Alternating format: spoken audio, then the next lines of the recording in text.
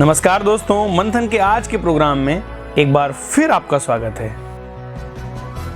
मंथन के आज के इस प्रोग्राम में हम सभी यह जानना चाहते हैं कि त्योहारों का हमारे जीवन में क्या महत्व है। मंथन के सभी दर्शकों का मेरा नमस्कार। बहुत ही अच्छा प्रश्न है आपका। वाकई त्योहारों का हमारे जीवन में क्या महत्व है, आप सभी जानने के लिए लालायित होंगे। यूँ तो मानव जीवन विविधताओं से भरा हुआ है। मानव को अपने जीवन में न केवल अपने और अपने परिवार के सपनों को पूरा करने के लिए, बल्कि समाज, राष्ट्र के प्रति जिम्मेदारियों को निर्वहन करने के लिए अनेक प्रकार के दायित्वों और कर्तव्यों का निर्वाह करना पड़ता है। वह अपनी इन्हीं व्यस्तताओं के कारण जिंदगी में स्वयं के मनोरंजन आदि के लिए समय नहीं निकाल पाता है। इस आपाधापी में मनुष्य जीवन की दिनचर्या प्राय नीरस हो जाती है। त्योहारों के आगमन से पूर्व ही मनुष्य की उत्कंठा व उत्साह व्यक्ति में सकारात्मक और सुखद परिवर्तन लाना प्रारंभ कर देते हैं और व्यक्ति संपूर्ण आलस और नीरसता को त्याग कर पूरे उत्साह के साथ त्योहार की तैयारी में प्रतीक्षा करता है। ऐसी स्थिति में त्योहार हमारे जीवन में नीरसता को खत्म कर बहुत सुखद परिवर्तन लाते हैं और उत्साह, हर्षोल्लास और नवीनता का संचार करते हैं। इन त्योहारों के आगमन से जीवन में आनंद, नवीनता और सरसता का संचार तो होता ही है और हमारी संवेदनाएं और मानवीय भावनाएं पुनर्जीवित हो उठती हैं। इतना ही नहीं, ये त्योहार अपनी विधि परंपरा के साथ देश के लिए कोई न कोई विशिष्ट अर्थ व उद्देश्य लिए होते हैं और विशेष संदेश भी देते हैं, जिसके कारण इनकी महत्ता युग युगांतर से कायम है। भारत में विजयदशमी का पर्व जिस प्रकार असत्य पर सत्य की, अधर्म पर धर्म की विजय का संदेश देता है, उसी प्रकार रक्षाबंधन का पावन पर्व भाई बहन के पवित्र प्रेम, भाई द्वारा बहन की आजीवन रक्षा के लिए संकल्प की याद दिलाता है। ईद भाईचारे का पवित्र संदेश देती है। इसी प्रकार रंगों के त्योहार होली हमें आपसी कटुता व वैमनस्य भुलाकर शत्रुओं से प्रेम करने का संदेश देता है और क्रिसमस संसार से पाप के अंधकार को दूर करने का भी संदेश देता है। इस प्रकार इन सभी त्योहारों के पीछे समाज उत्थान का कोई न कोई महान उद्देश्य अवश्य ही निहित होता है।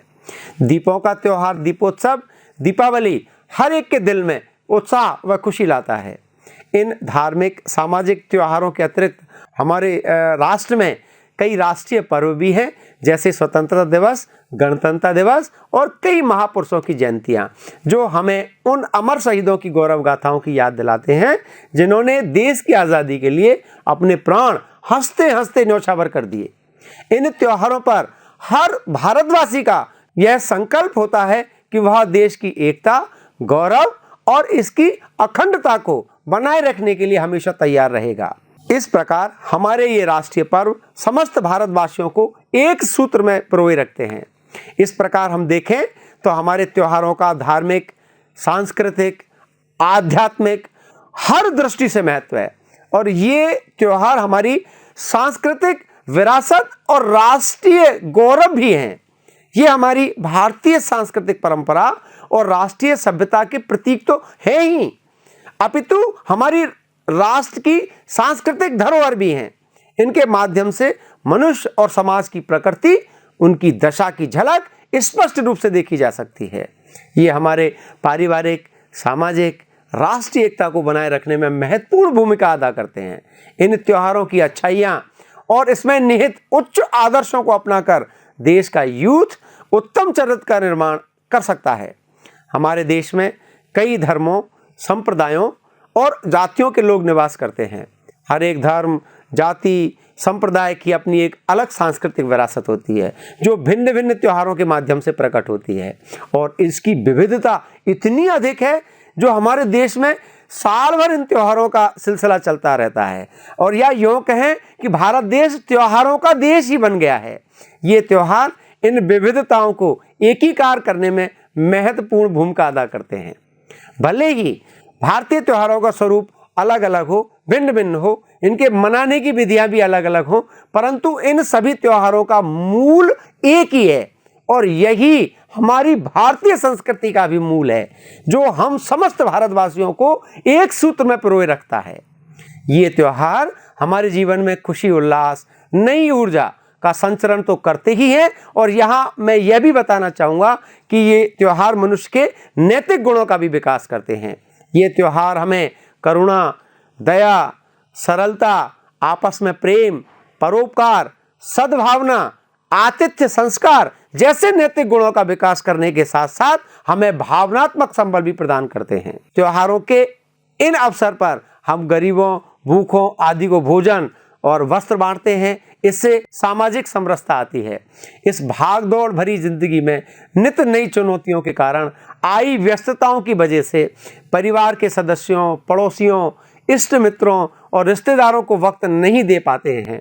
लगभग हमारी संवादहीनता की स्थिति उत्पन्न हो जाती है, जिससे रिश्तों में खटास उत्पन्न हो जाता है और उतनी प्रगाढ़ता नहीं रह पाती है। और कई बार तो ये पारस्परिक दुराव और झगड़े का भी कारण बन जाते हैं।